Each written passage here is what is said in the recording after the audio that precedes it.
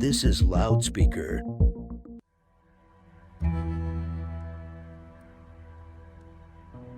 This show features scenes that may not be appropriate for all audiences. A full list of content warnings is available in the show notes. Remember that nothing is what it seems when you're tuned into the weird.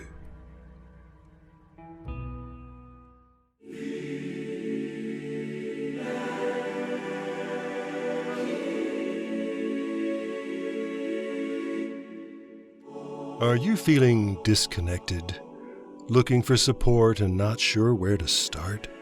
Hungering for a sense of community, a sense of purpose?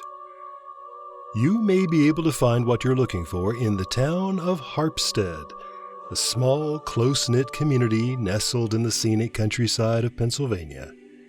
Walking into Harpstead is like walking backward in time, back to when you could leave your front door unlocked, when you always knew your neighbors, and you could count on them like family.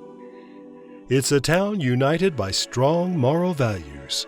Why, as we speak, you can find the entirety of Harpstead coming together for church services.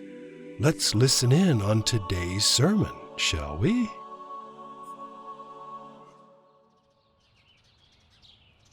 We zoom into the church, and we see the front door open, with Pastor Robert Pruitt welcoming people into his church. Hi, Sam. Leonard! Oh, how's the kids? How's it going? Good. How are you doing? Doing good. Come on in. Everybody come on in. Everybody is seated inside this old church. The church has been around for probably close to 200 years at this point. It's an older church. Pastor Robert Pruitt walks up to the front of the podium and starts talking to his congregation. Welcome everybody to church. Praise be to him. And everybody goes, praise be to him.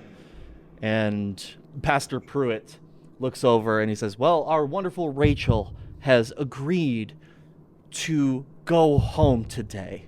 And everybody starts clapping. Everybody starts cheering. And Rachel is over in the corner just super excited and kind of very giddy about what is about to happen. Now, as we all know, when people go home, we give them a special goodbye. And everybody starts cheering again as Rachel walks towards the center, right in front of the podium. As the people start singing hymns, the pastor looks up and says, praise be to him once again. And everybody says, praise be to Greg. Praise be to Greg. And as this is happening and people are repeating, praise be to Greg, praise be to Greg, the pastor unhinges his jaw. It starts sucking out the life force of Rachel. And you could see not only like her soul escaping from her body, but it seems just like Indiana Jones with the melty face man, like her body starts melting as well as she crumbles to the floor as a pile of dust. And outside of this window, watching this whole thing happen, is Jesse. Oh, grits.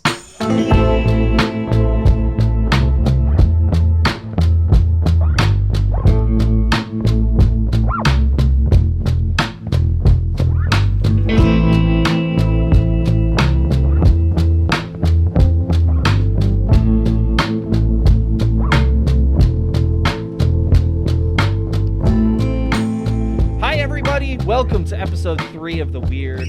With us this week, we have a very special guest, so we're not going to jump directly right into things, but with us this week, we have Ty.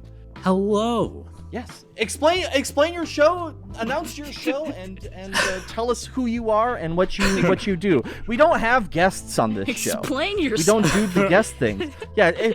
We don't have guests. We have family. Yeah. Charles is gonna unhinge his jaw and suck out your life.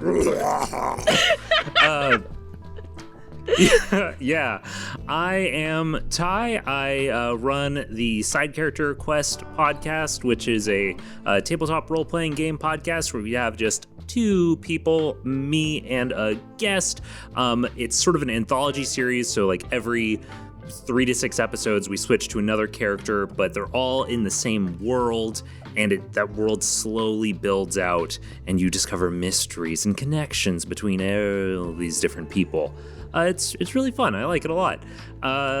Yeah, that's who I am. That's wonderful. It's a great show. You should make sure to go listen to it. The links to the show is going to be in the show notes for this entire arc of the story, this entire episode. So that's going to be super exciting. So hopefully you don't die in episode or chapter 1. So where did we leave off? Well, before we get into it, Charles, can I just quickly say how proud I am that after the great tech rehearsal debacle of episode 1, you went, I think I've got this church thing figured out, and just like, let's go back to it. Well, okay, you are absolutely right. I would just like to say, internally, and I may cut this out, I may not, I have Charles wanted to be a youth pastor when he was a child. Oh my god! Amazing. So I was telling Megan this last night, like, I understand a church a little bit better, and it's more so like a bit, but it was so good. Okay, because I was afraid information you killed me genuinely. dead. I was afraid you genuinely thought that was how churches worked, as they invited a member of the congregation on stage to have their soul sucked out by the pastor. I'm like, no. I mean, Isn't that actually how church works? Like, well, I'm a like, Baptist. I don't know how they do things in the other types of churches, but So just so that our audience knows, this episode 3 takes place after our bonus episode. So our bonus episode is between episodes 2 and 3. So there has been a little bit of time, and So since a radio demon done attacked us. yes, since the radio demon done attacked, since Spawn is what we've we've named this creature because fucking guys made a Spawn joke and I ran with it. I didn't do that. That's not on me. that's all Bishop, So- baby. So with that too, I do want to ask Bishop, how are you dealing with the knowledge that the weird actually exists? It is Oh, it's not good up in my old brain right now. In fact, if we want to, I don't know if you wanted to start in the office, but I do picture Hal's desk now just littered with demonology books, because despite what Delaney said, Hal is seeking a way to end Spawn before Spawn could kill anyone else. Like, it's definitely has caused a change in Bishop, I think. how's Bishop's relationship with Maggie after all of this? I feel like she's a bright light in the dark world. Actually, hold on. Yeah. Let me roll for that. Let me roll for it. Yeah, she's a bright light in a dark world. Okay. Do you guys talk very regularly still? Is that so here's what I'm going to do, because Maggie is my character. I control Maggie. You control Hal. Have you told Maggie about all of this? No, absolutely not. Hal Bishop doesn't want this information getting out to anybody, because that's how man whose name I forgot died. Like, he heard about contacting demons. He heard about this, and that's how he ended up dying. And yeah, it's a big thing now. So I think this is a good moment where, like, you and I kind of want you to explain this. Yeah. As Bishop. Yeah, I like to think it fades in and you just hear that groaning tone of a phone's busy line going over and over and over again. You see Bishop staring down at the phone, hoping that maybe they'll swap over and talk to him. Maybe that some sort of contact can be opened up here, but eventually he gives up, hangs up, reads a book on demonology for a few, tries again, busy tone. Waits a few, busy tone. Grabs the phone again, sighs, looks at the number, and then just says, forget it, and then dials Maggie. Hey, Hal. Hey, babe, what's up? Are you all right? Are you okay? Yeah, I'm doing great. Just at work, researching some stuff. Why? What's up? See, there it is again. The lying. You can't help it, can you? Okay, the scope of my work has expanded in the past couple of weeks, and what I thought this job was going to be has changed quite a bit. To a point where, I used to tell you what went on. I don't think I can... I think we need to set a boundary. I don't think I can talk to you about my work anymore. Hal, I think we need to break up. No, we don't. Everything's fine. It's You lied to me okay. about how you were doing. You lied to me about work. You told me your name was Ash when we first met. And it was a whole week after that you finally told me your name was Hal.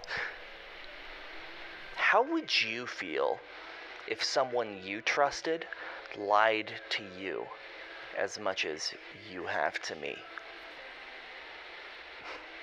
That's what I thought. I can talk to you about anything. Look, the reason why I can't talk to you about my work is for your own safety. Believe me, the only reason I'm not telling you about what goes on up here is for your safety. I'm not doing this because I hate you or I want to hide something away from you.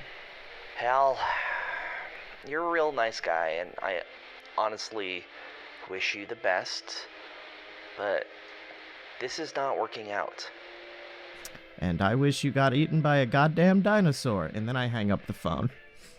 Ooh. So, Oh, boy.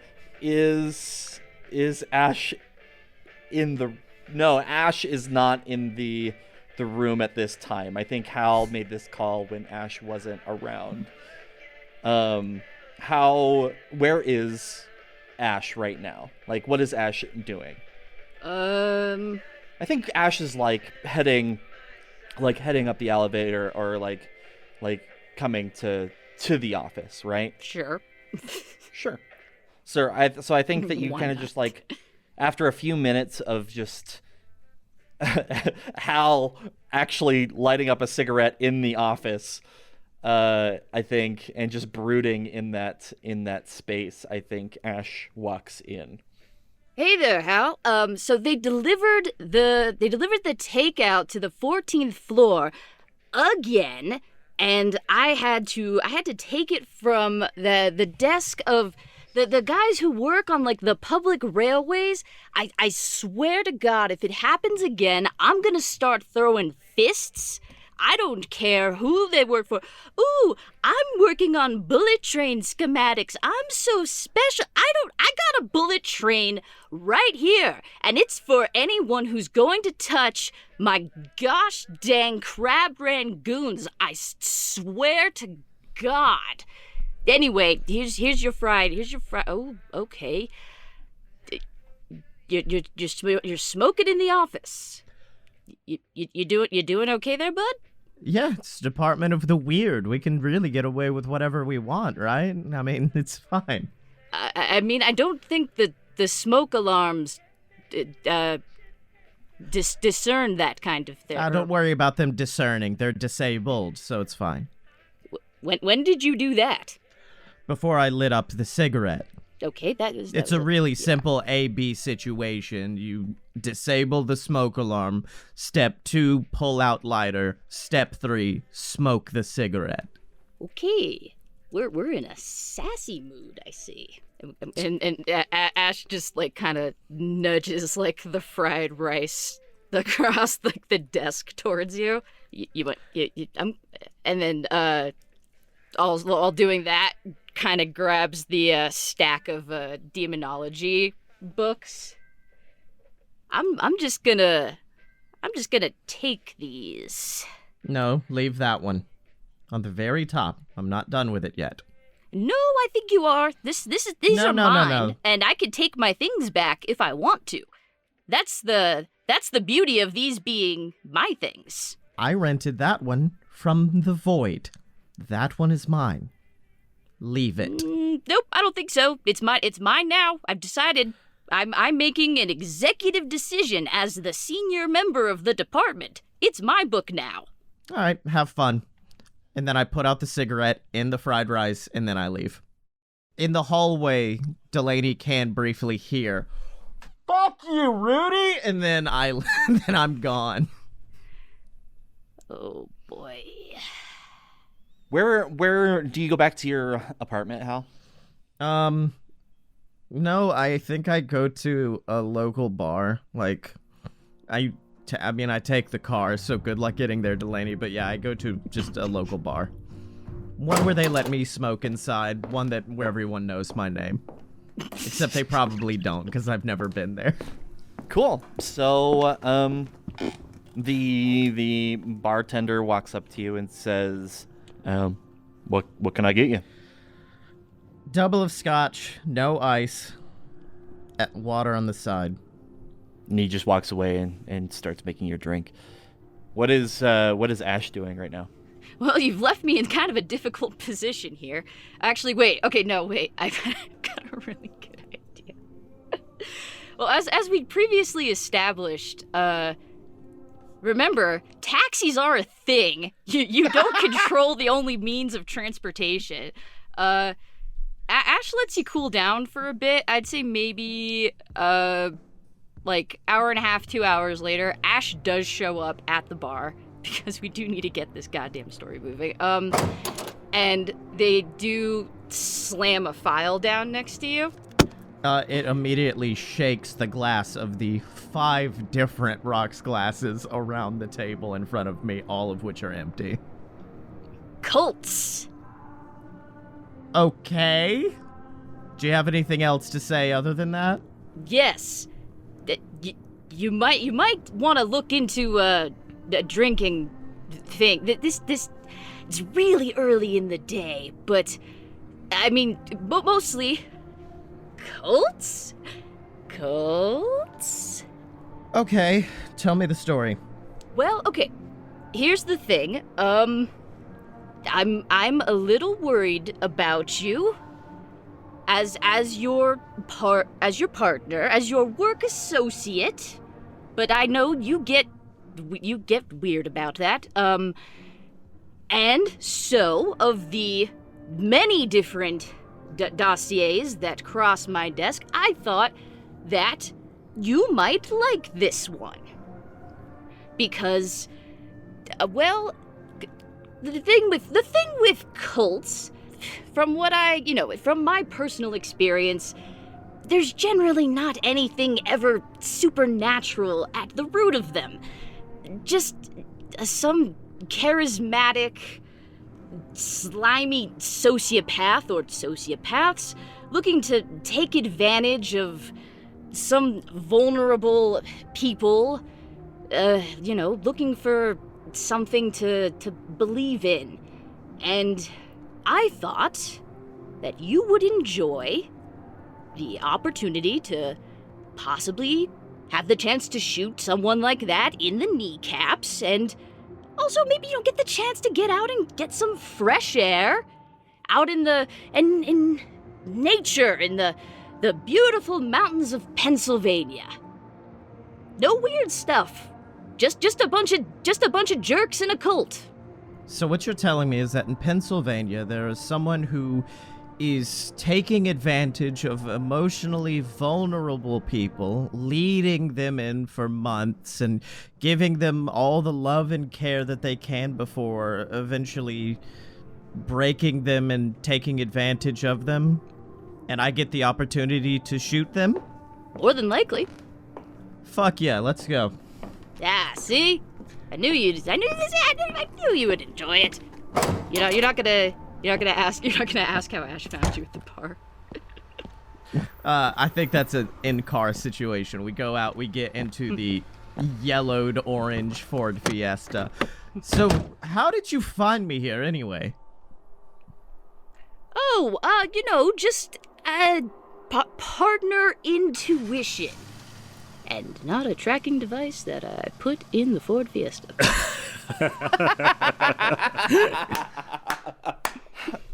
Scotty, I am super sorry that I broke up you and Maggie. I know. You've unleashed a monster. You know that, right? You have unleashed an absolute monster. Yeah. I know. Trust me. I understand. But I wanted to give you both a little bit of complexity to the start of this episode, a little bit. The drama. So a little bit of drama, a little bit of fun. So inside the information that Ash has, you know that this town, Harpstead, is inside the Allegheny National Forest. It's in the middle of the woods. You can't get to there via vehicles. Also, it's a closed off community. So like getting into the community, that's going to be kind of number one. On top of that, you know that there's a few towns nearby, and we can decide whichever one that you guys want to go to. There's like a Marionville. There is Cherry Grove. There's a few small towns inside. But what you know for a fact that inside a town nearby, a Sheffield, which is nearby, which is kind of not the big town, but it is a actual town, not like just 20 people living in a community. It is a town of people, and that's where a lot of the cult members go to get not necessarily just food. They don't really worry about food, but getting clothes, that kind of stuff. They go into Sheffield and trade. So that's where they go. So that is kind of your in if you want it, and you can kind of figure out what you want to do at that point, and we can go from there. And so the entire town was in there, right? The whole town, and everybody was cheering, so you were able to leave pretty easily. There's no need to roll for that.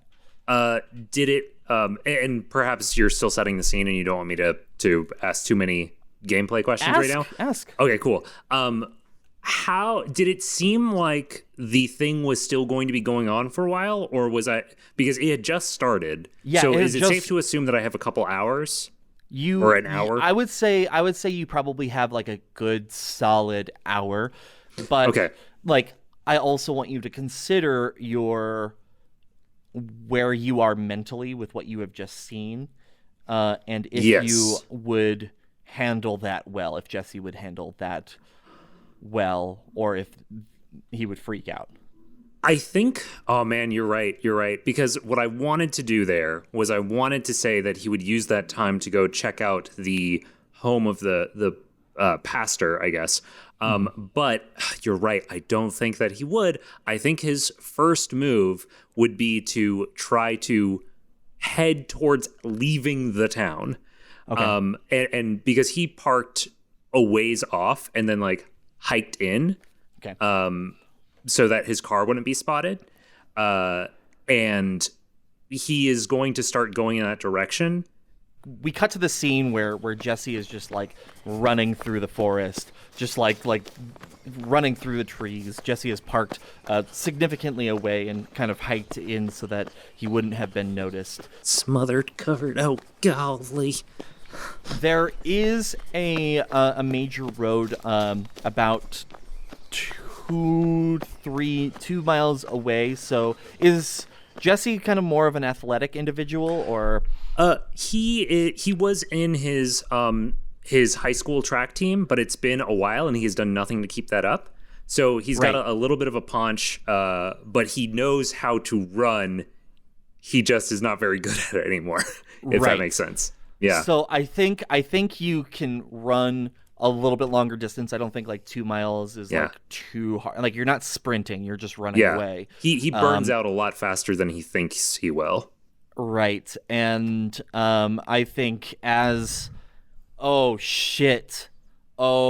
is good. There is a Interstate 666 on the way into Sheffield, and that's fun. And I think Ash and Bishop are on their way as Jesse is running through the woods. And I will just like cut to them in the car. What are you guys talking about? So, or actually here, how do I, what is the claimed like supernatural angle that was in the case file that was sent to me? So so you know that it is a cult, the cult of Greg, and they apparently believe that they can live forever. Is this cult like there is an everlasting everlasting life is what they've called it at this point, something that allows them to live indefinitely. And why are we like what are you doing? Yeah, people are disappearing. Okay. The classic like somebody gets into the cult and then they never see their family again. Right. And they're like, why can't I go see my kid? And it's like, Right. Maybe there's like a photo of just like something that looks a little strange, but kind of to you looks a little bit more like a doctored photo of like, oh God, this pastor has his jaw unhinged or something like that. That's so silly. Okay. Like this looks like they took it like with a Sharpie or something like that. Something along those lines where the evidence looks a bit fake. So it's something about the promising everlasting life, normal, usual cult garbage. Weird picture of the pastor here. They're called the Cult of Greg. Not the most attractive of names. Greg.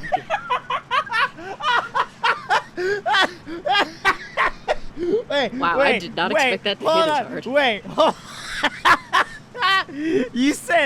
You said this is called the Cult of Greg. That's what it says in the file, yes. We are a fucking government institution. And I just spent 6 hours in this fucking car on half a pack of menthols to investigate the cult of Greg. I mean, people are genuinely disappearing, Bishop. Are they Gregs? Is that what it is? Is there a bunch of Gregs disappearing?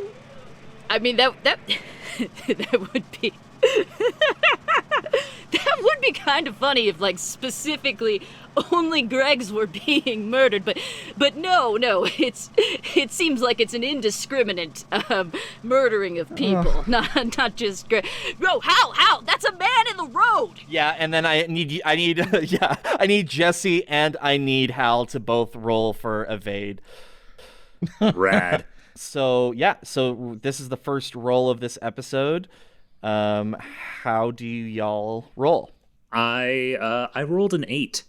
Well, I rolled a 7 plus 1, so an 8. 7 plus 1, 8. And this is plus quick? This is, yes. Well, I rolled a 5, so we're hitting you with our car. Rad, love it. I think I'm lighting up a cigarette, like, as it's happening. So you're just not paying attention to the road? I'm literally not paying attention to the road. I'm lighting up a menthol, like I'm getting ready. All right, and the car just clips Jesse as Jesse dodges out of the way. And Jesse, right off the bat, I need you to take 2 harm. 2 harm, love it. Jesus.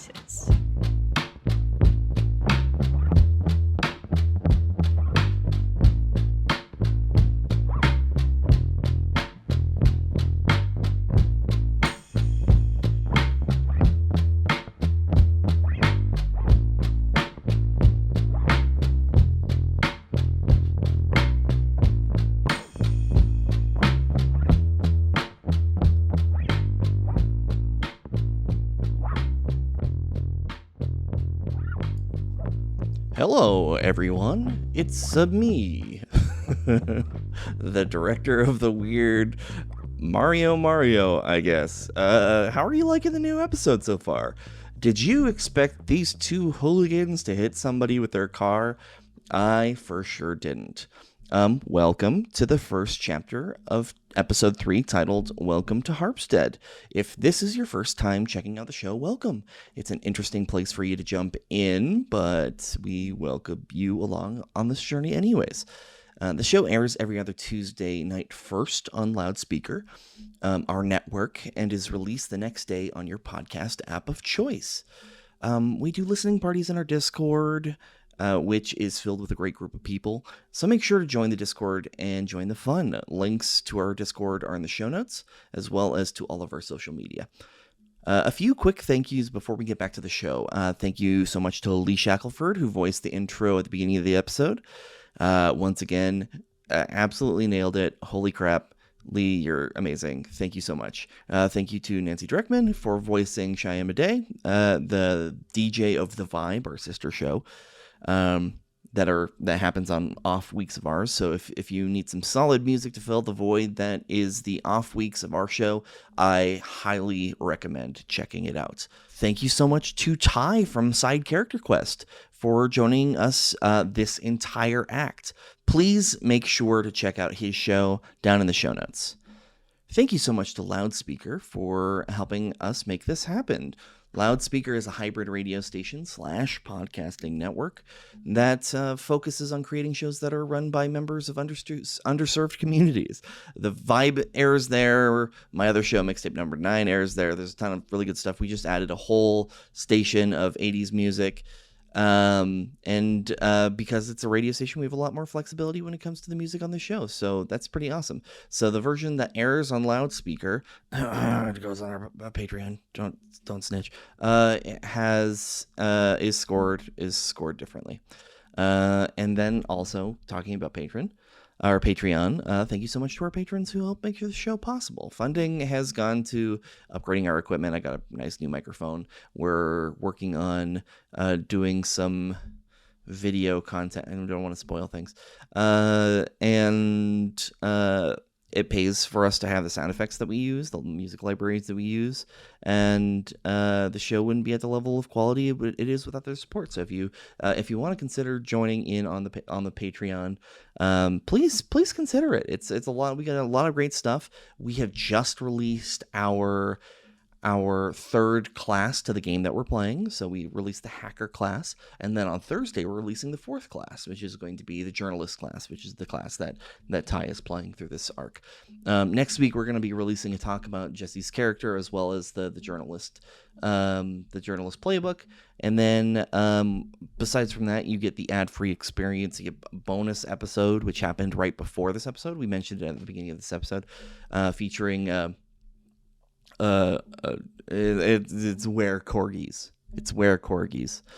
Access to the game that we're playing. So like I said, you'll have access to the game, behind the scenes content, and a bunch of other super secret stuff. And final thank you so much for taking the time to listen to the show. We couldn't do this without you. So if you don't mind, share the show out to people that you know, that you love, that you think that would enjoy this kind of content, because we are finally crawling out of the depths of our problems with SEO. If you look up The Weird on Apple Podcasts, we're actually number 1 for if you search up The Weird. My next goal is to do that with Weird. It's going to take a couple years, but we'll get there. It'll happen with your help. So let's one last thing before we get back to it. Here is a trailer for The Night Post. As of posting this, they have now released the 3rd episode of their 2nd season, and the show is awesome. It's really good. It's very stylistically similar to what we do here, and then on top of that, it's also filled with a bunch of queer characters and creators. So there is a non-binary ghost cowboy. That's dope. That's fucking cool. Alrighty, let's get into that, and then let's get right back into the show. So thank you so much. Hello there, citizen. You've lived in Guild City for a while now. Maybe you've wondered, when you wake in the morning and retrieve the letters tucked neatly into your postbox, just where your mail comes from. It comes from the Night Post, of course. Those faithful couriers deliver it while you're sleeping. All the better that they stay out of sight and keep the unseemly strangeness that follows them out of our city in the skelter where it belongs. Ahem. If, for some reason, you'd like to know more about Guilt City's conscripted couriers and the burden that chose them, their secret hopes and fears, the ancient, untamed threats that hound them on their nocturnal journeys, you have only to listen. The Night Post is a supernatural audio drama by an all-LGBT team, delivered weekly in dead of night to wherever you listen to podcasts. Find answers at nightpostpod.com. I would have loved if we both fucked up on that one. And it's just like, all right, Ty, thanks for joining us. And you're gone. Bye, everybody. I got to say "oh grits" in the opening, and now I'm I got gone. to say "oh grits," then I peaced out of here. Everybody check out Side Character Quest. So I think when Hal hits Jesse, Hal is still not. Does Hal realize what's happening like as he hits this person, or is it like after it hits that you realize that you've? I mean, hit I somebody? did like- yell, "There's a dude in the road." No, like I'm aware. I pull over to the side of the road. I immediately start checking on the hood of the car, making sure there's no dents. There's already dents. It's the Ford Fiesta. It's just how the car is. It's the same dents. Okay, good. So you go check on the car and not the person? You took away my girlfriend. My life is meaningless. Fuck you. You had her for like 2 months. Get over it. Okay. Okay. So Hal runs and checks the front of the car. Ash goes and checks the human person. Yeah. Oh no! Gee, oh gosh, are you? Excuse you. Are you all right? There was a fucking and I start waving my arms frantically in the direction that I just came from. There's a guy over there. He melted someone's face off. Oh, okay. Jesus, you must have. But you hit him real hard, Hal. Okay, here we're gonna get you to the we're gonna get you to the nearest hospital. You're gonna be fine. We don't need to go to the hospital. We need to call, like, I don't know, like the army or something. Like, you don't understand what hash brown biscuit and gravy. Oh man. Oh we no. hit you real hard. Okay, let's get you in the. Here, I help him into the back. Okay, seat. I'm coming. Okay, here. What's here? You're gonna be fine. Here, what's your name? I'm Jesse. What's your name? What's your name? My name is Ash Delaney. How to Ash? And that's Hal Bishop, and he's very sorry. This was a terrible accident. Although Hal, I didn't dent your car, did I? Not any more than it was. Oh gosh, I'm so sorry. I'm so sorry. What possessed you to run out into the middle of the road? A quick question. Do you guys look like agents of a government agency? Oh, They're yeah. wearing suits. Yeah. Okay. Yeah. Also, I will say, you put them in the car, right? Yeah. The file is there, and it could be open if we want to draw some connections right now. Yeah. Yeah. Okay. I get in the car and I'm looking, and I look over and see that file open, and I shove my finger towards it. It's like that I saw that. What? Come again? Okay. Here's. So a few weeks ago, I got this package dropped off at the radio station, right? And so they just asked me to take care of it, just look through all the mail as I normally do. And so I open it up, and inside there's a little burner phone, right? Like one of those ones that you see on like the X-Files or something. So I open it up, and I get a phone call, right? And then there's this voice, and there's something, it's got like one of those vocoder effect kind of thing, or maybe the reception's just bad. I don't know. These things are all crap. And they started telling me some stuff about this place, and I just thought, I could make my way down, and I thought maybe I could make a story out of it, all right? So I drove on down. I got my tape recorder, and I got my batteries, and parked my car, and went on a little hike, had some granola, snuck into the town, looked through the church window, and saw someone's soul get sucked out of their body. Why are you laughing? No, just this is serious. The way you hit that was very good.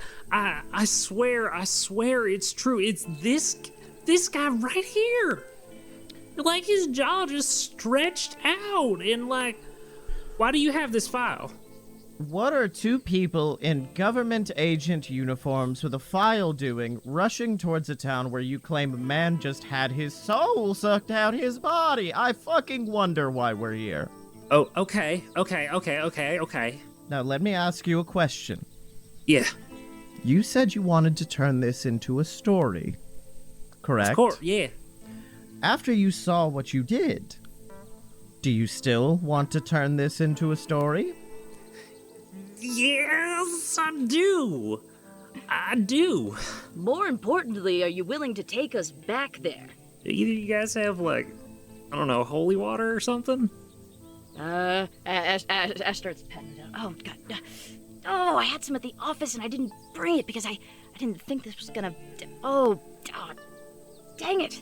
I have a gun. You've... Okay, good. Whew, okay. All right. Well, if you two are used to this sort of thing, you can handle that side of it, then I can lead you back up. I can get you back up there, and we can get to the bottom of this. Ash turns to Hal. Hal, I'm sorry. This wasn't a trick. I genuinely did not think we were going to find anything supernatural here, but buy me a bus and call me the Frizz. This doesn't seem like it's going to be a normal field trip after all. More unbelievable things have happened today. It's all right. Let's go. So the nice thing about a Ford Fiesta, right, is it's still made out of like steel, like significantly made out of steel. Oh God. So that had to hurt. I'm so sorry, Tom. Oh yeah. I do have a med kit, and yeah, you can use your med kit if you'd like. I think it would be fun narratively to burn it on Jesse. Yeah, I'm thinking if we want to have, like, this is the image in my head of what just happened, which is like I burst out onto the highway and you didn't hit me directly, you clipped my backpack and that like spun me off and like threw me onto the asphalt. And so like it wasn't like a direct hit from a car going 60 miles per hour. It was being like whipped around and thrown to the ground, which is why I'm not just dead. Dead. Yeah. I like that. Yeah, you did take 2 harm though out of what we only have 6. Like so it's like I don't want our guests to be.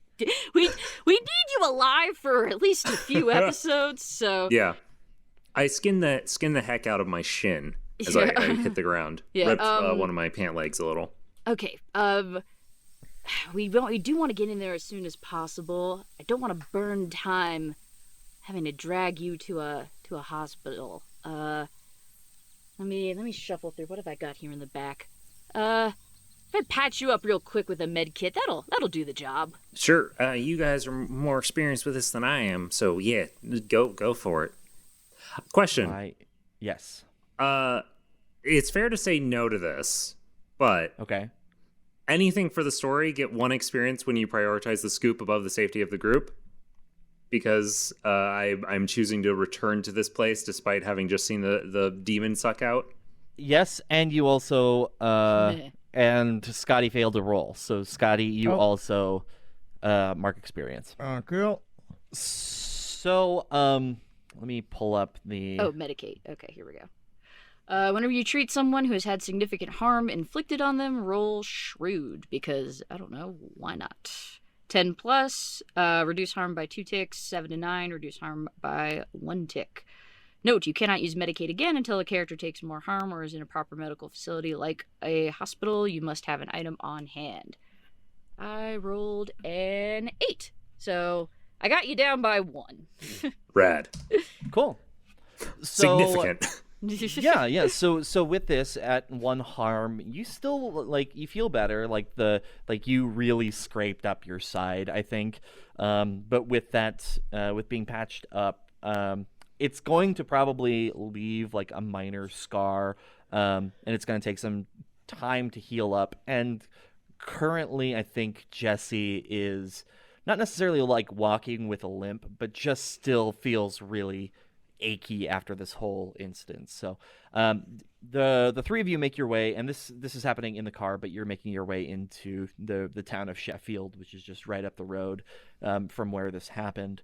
There's a few stores in town. There's a gas station. I'm sure you probably like swing in to go get gas. Is there anything specifically that y'all want to grab before you make plans and get into the town? Not that I could think of. Bishop really just wants to get to this cult compound and fuck up a cult leader. I think I'd probably get a Coke, and that's it. Okay. Oh, Dr. Pepper and peanuts in it. Is there anything that Ash wants to do before like I move on? No, I'm trying to like think of something. I'm trying to think of something wacky that I could a 10-hour MacGyver up. energy.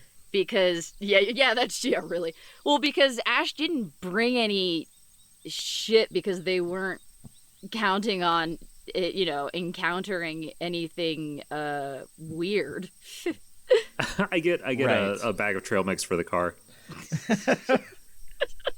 Nah, I guess not. Maybe a couple. You know what? They snag a couple 5-hour energies, like the horrible little gremlin they are.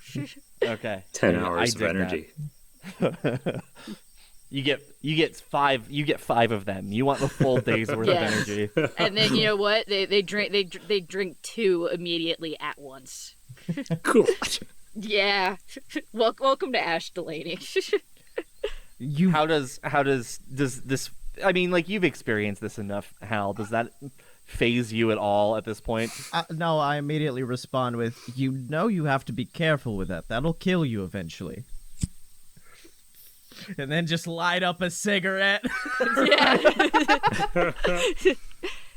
Yeah. Yes, Pot. The kettle's going to do what it wants. Also, my body can respond. Has been trained to respond to it. This is what it expects. It's fine. It's good. I had a friend back in high school who spent 2 weeks eating just 5-hour energy nerds, and besides the blackouts, they were fine. From Sheffield, like I mentioned, it's about 2 miles in to get to the compound, a little bit more than 2 miles. And do you all hike from Sheffield? Do you leave the car there, or do you kind of like drive to be a little bit closer? There is that Interstate 666 that is right there, which is unnerving. Yeah. Are you fucking with us? There's no way that's a real interstate. Like I will. It's a street or something. It looks like an interstate marker that is 666. Maybe a county road 666, but it's literally a fucking. Like, I did not plan this. This is not planned. That's unsettling. This is a thing that exists in this space. I think Jesse would be directing the group to park over where I've hidden my car. But I would also, it would be totally reasonable for us to not want to park near each other. So it's up to you guys. That's the problem. Like, I feel like Bishop wants to go as far in as possible, but Bishop can only go as far in as Jesse will take him. And so I think it's all on Jesse how far we go here. Yeah. But also keep in mind, if you guys are trying to be sneaky, that the Ford Fiesta is not a sneaky vehicle. That fucker is loud as shit. That's very true. People will hear that coming. When I ran off and was trying to find my car, they were just starting mass, so they should be wrapping up right around now. So if we head back, there's probably going to be people, if not out right away, they're going to be out pretty soon. So I don't know if you want to park Wait, right up on. Mass? Is this a Catholic cult? Sorry, I was raised Catholic, so it's just I forget what.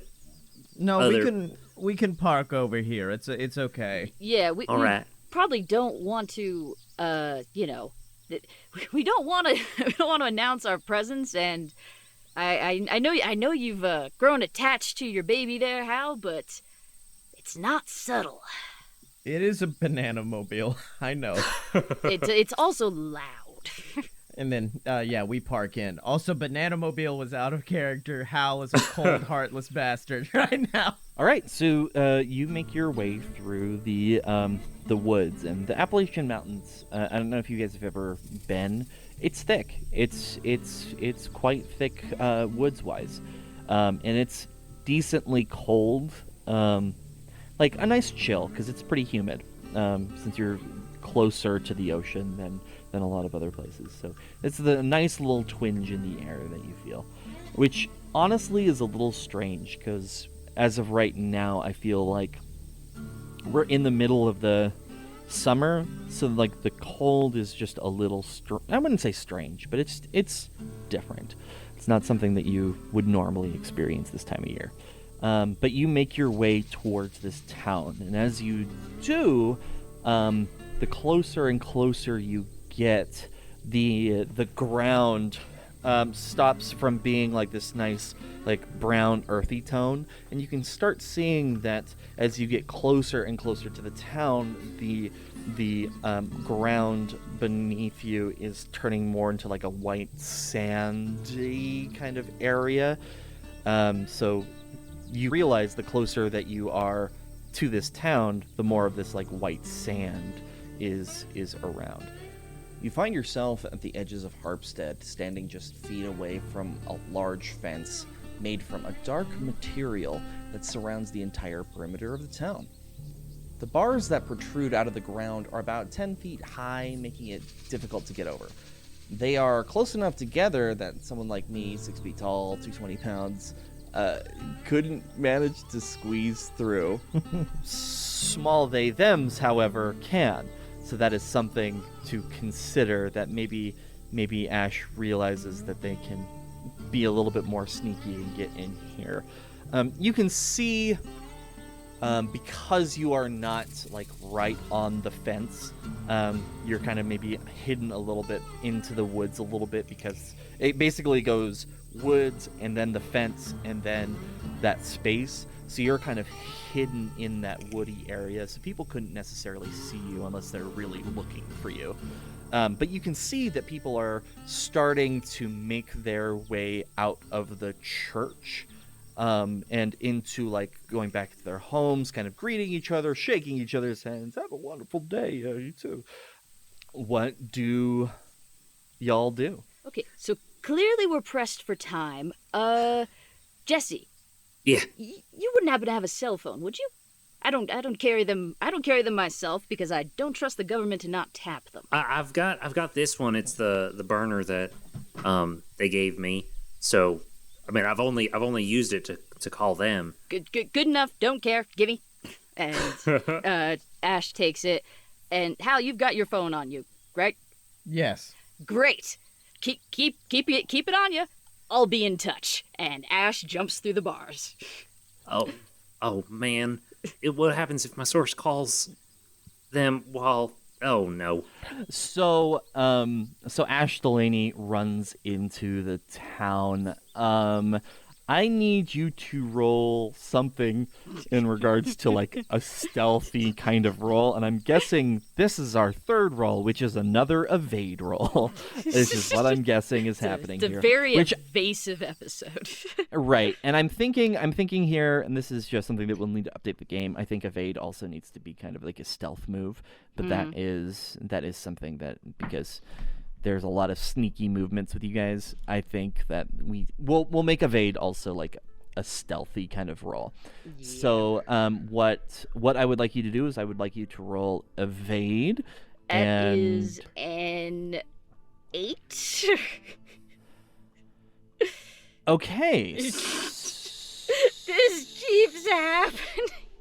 You know, for all that Ash does real dumb shit, you think they'd be better at being stealthy, but no, this keeps happening. Here's what happens.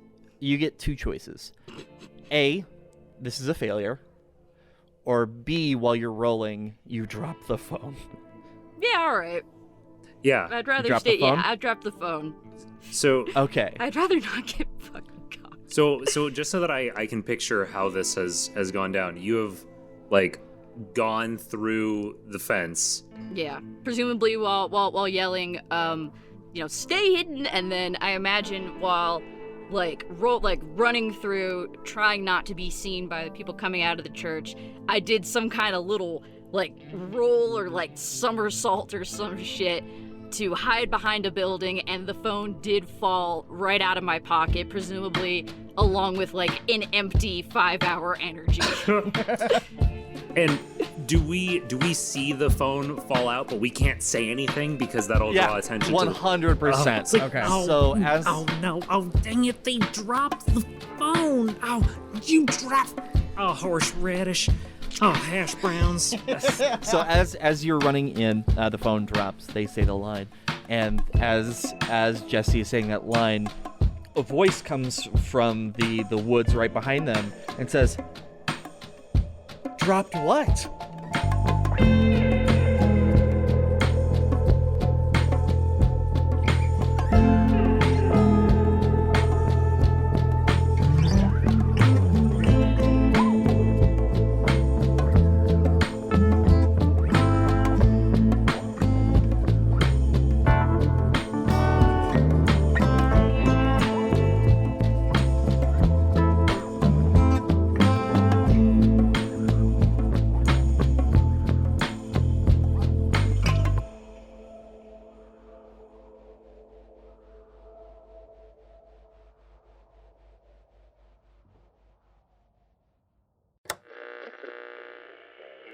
The Weird is created, produced, and written by Charles Joseph Kelly. This chapter's introduction was written by Megan Danger. Ash Delaney is played by Megan Danger.